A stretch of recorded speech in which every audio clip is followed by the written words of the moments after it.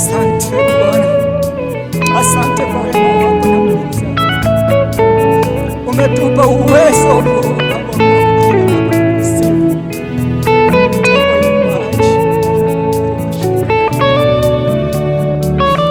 zetu ziko na kikira Baba, machoni pako kuna watumishi wako wamenyenyekea, wamekuja kusifu ndio zao. Uongoze, uelekeze, kwa maana sisi hatuwezi peke yetu. Wewe ndio taa tumetegemea. Watu wamesimama tumwite Bwana, simameni tumwite Bwana na nyoyo zetu. Ombi langu naleta kwako Yesu, na hili ndilo ombi la moyo wangu, ulisikie. The Bible says that everything has its time, so be patient. God knows what is best for you. Embrace the process, and you will step into your purpose. Remember, the tallest tree was once just a seed. Growth takes time, and during that time, you are being molded and strengthened for what lies ahead. There is a time for every purpose under heaven. You don't need to rush, you need faith. At the right time, everything will fall into place. The lessons you learned along the way will make the victory even sweeter. The battles will be won, the tears will dry, and victory will come. And when that moment arrives, you'll look back and say, it was worth it. Timing is a mystery. We won't always understand it, and that's okay. It's not our role to always understand the why or when, but to trust that God is always working behind the scenes for our good. In your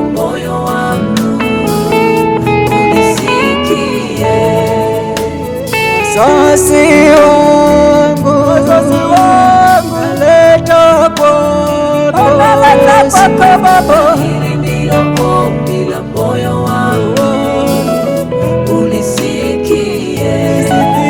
nakuhitaji Yesu, njoo nisaidie. Na hili ndilo ombi la moyo wangu, Ombi langu ulisikie.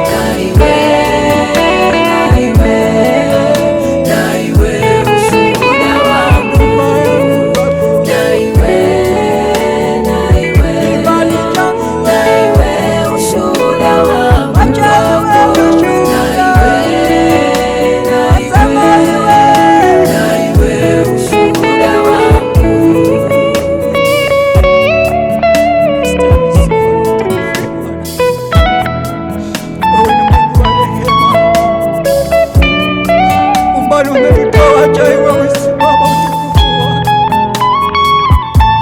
Kibali hiki cha uimbaji wacha iwe Bwana ushuhuda machoni pako. Umbali huu si kwa sababu sina uwezo, sina uwezo, lakini kwa sababu unatupenda. Umba tufanyike vyombo Baba yako. Wacha na iwe ushuhuda machoni pako Baba. Taifa letu pamoja na viongozi wetu Baba wanapotuongoza, wacha iwe ushuhuda kwako Bwana. Baba, makasisi na watumishi wako jumla wanapendesha huduma wako, wacha iwe nisi, wacha ikawe Baba ni ushuhuda. Usituache tupotee Baba, iwe ushuhuda.